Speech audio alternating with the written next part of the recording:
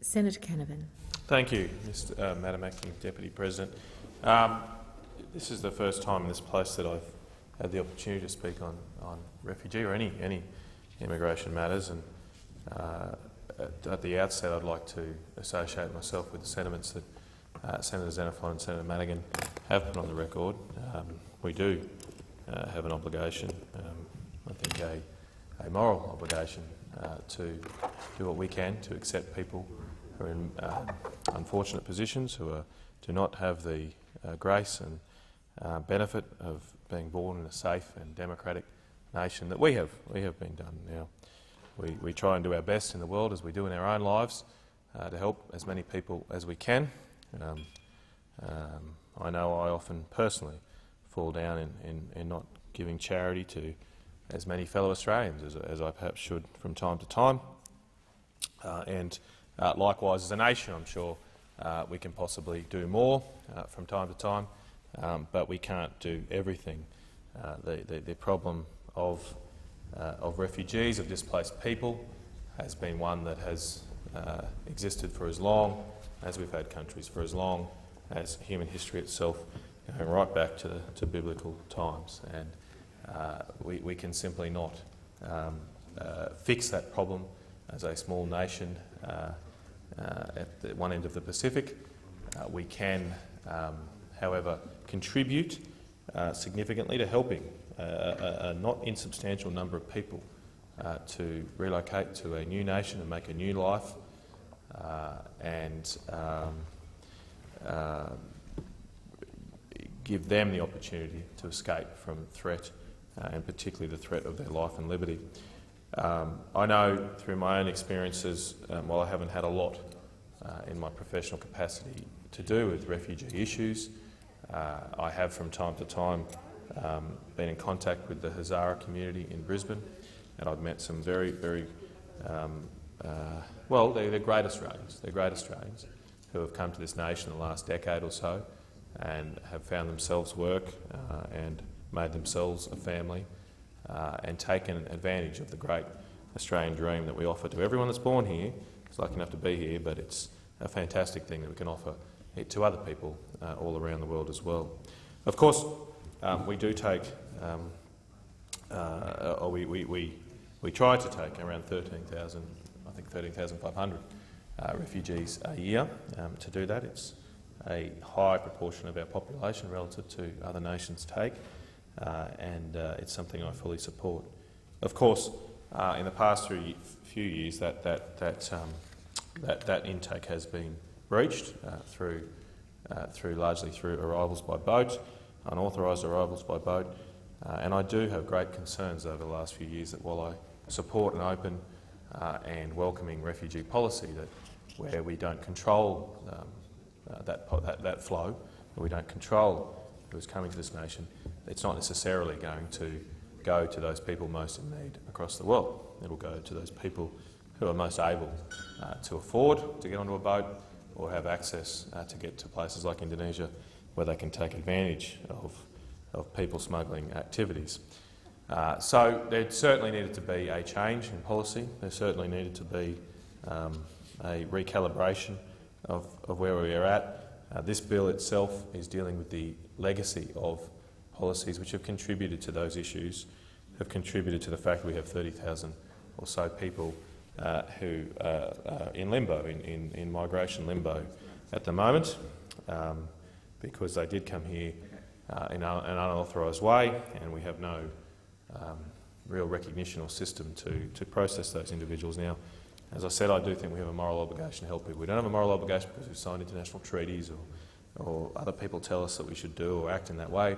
We have that obligation because we are human beings, just as these people are human beings, and we should try our best to make their lives better if we can.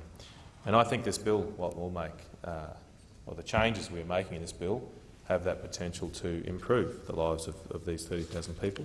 I know others in this chamber do not support temporary protection visas, but I think they're a reasonable compromise between wanting to ensure people have protection from have asylum from threats that might impact on them in their own home countries, while also recognising that we can't, as I said earlier, help everybody in that situation. And we can actually, over time, if the temporary protection visa system works well, we can help more people than we could if we offered permanent asylum, because there is a limit to the number of people that we can take in this nation. While I do believe we have that obligation to provide people asylum, that does not extend to say we have to provide them permanent asylum, only that we have to, or permanent residency, I should say, only that they should be granted asylum in those periods where they need asylum. If the circumstances change in their home countries, I see no abrogation of our responsibilities if we ask those people to return to their home countries when the situation does improve. Because, in fact, in my view, we do those home countries a disservice if we don't encourage people to go home in those circumstances. We've fought we've been involved in fighting a long and hard war in Afghanistan, and while I do see the need for the Hazara community, as I mentioned earlier, to have asylum over this last decade, I think hopefully in the long term Afghanistan can find a modicum of peace and stability, and the people of the Hazara community, I'm sure, will be an integral component of building that peace and stability in that nation. Because if all we do is just take the good people out of a nation and provide them asylum, well, those other countries will be denuded of those good people and struggle to rebuild their own nations and fight against evil and tyranny that sometimes, unfortunately, I think only temporarily, but temporarily succeeds in other countries. So providing temporary protection to me is quite consistent with our obligations, and a temporary protection visa has always seemed to me to be a reasonable and proportionate response to this very difficult issue. Of course, the policy changes I flagged earlier have had a marked change in the number of boat arrivals in this country. There has only been one people smuggling venture that has arrived in Australian waters in the past, or successfully arrived in Australian waters over the past year, or since 19th December 2013. So almost a year, and only of 157,000 people.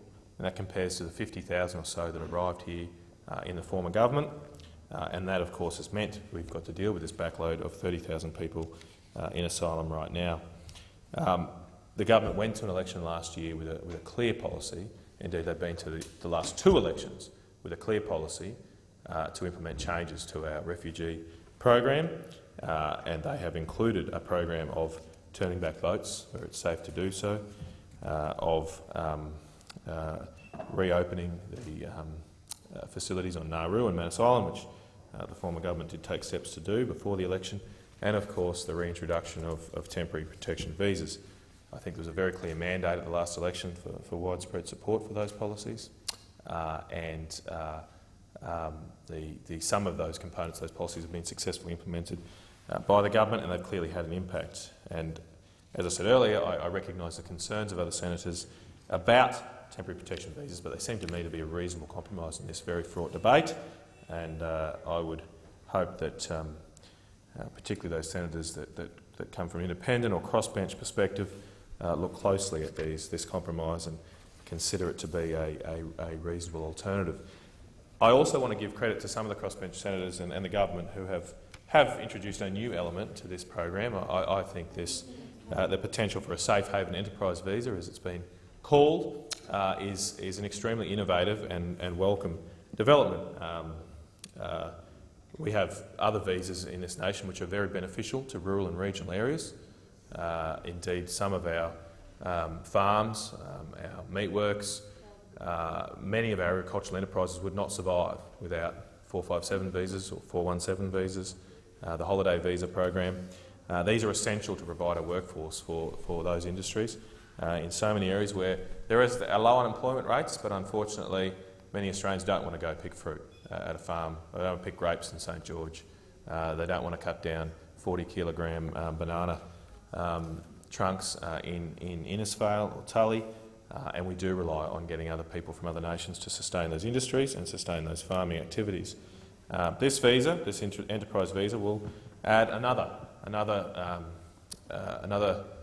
menu item to those visas, which I think would be quite beneficial. So those people, of those 30,000 that are in that backlog, who seek and want to gain access to work and to move to an area in need, although I recognise any area can be designated a region, but my understanding is the government will seek to ensure that those regions are in need of employment and be designated accordingly, and those people in this 30,000 category could apply to get a safe haven enterprise visa and move to these areas to add a new source of dynamism and diversity to other regions in Australia which need people, which need workers, and would allow these people to get on with their lives and earn some money for their family, afford all the things that we in this chamber, I'm sure, are very lucky to be able to do. Of course, they'd still be temporary in nature, those safe haven enterprise visas, but my understanding is the government will allow that after 3.5 years, people on those visas will be able to apply to be granted other onshore visas, and including family-related visas, which normally wouldn't be allowed under TPVs generally. So this will provide those people in this queue with hope for a better life. This bill, if we pass this today, will provide people, 30,000 people who are in our territory, somewhere on our territory or territory that we have contracted for in Pacific nations, to have a hope for a better life. They can get some form of visa right now. They can apply for rights to work, to provide for their family, and if they prove themselves, I'm sure, to tick all the right boxes while undertaking those activities and working, and paying taxes, they will be able to become fully fledged Australians. And I think that's a great thing, and I am surprised that it's all that controversial in this place. That why wouldn't we want to give some portion of these 30,000 people the hope for a better life? Because that's what this bill will be allowed to do. There's also, the government is of a view that just a one-size-fits-all approach is not appropriate to this problem, because it limits our ability to address and remove unmeritorious claims and diverting resources away from individuals who have more complex claims. So this bill will introduce a fast-track assessment process that will efficiently and effectively respond to claims that are deemed to have no merit, and replace access to the Refugee Review Tribunal with a new model of review, the Immigration Assessment Authority, known as the IAA. And these changes are consistent with the other issues that have been raised with the surge in boat arrivals that have occurred in the last few years. That, in my view, that has given priority to people that perhaps aren't as much in need as those who are waiting in camps, those who are in a queue, so to speak, waiting to get to a nation of asylum, whether it be Australia or other countries. Our review processes likewise have been blocked and unnecessarily diverted from dealing with claims that are of more merit by those that would seek to abuse processes. And I completely understand why they might want to do that. I must say, if my family were living in Iran or other nation, I'd try and do everything I can to get out and get my family a better life. But as I said at the start, I know I'll conclude in a few seconds, that we can't do everything. That does not mean we do nothing, but we do something that we can do, and we do it in the best possible way we can do given the scarce resources we have and the constraints we have as a nation, and consistent with our obligations in this place. This bill does that. It gives people better opportunities, and it should be supported by this chamber. Thank you, Senator Karen.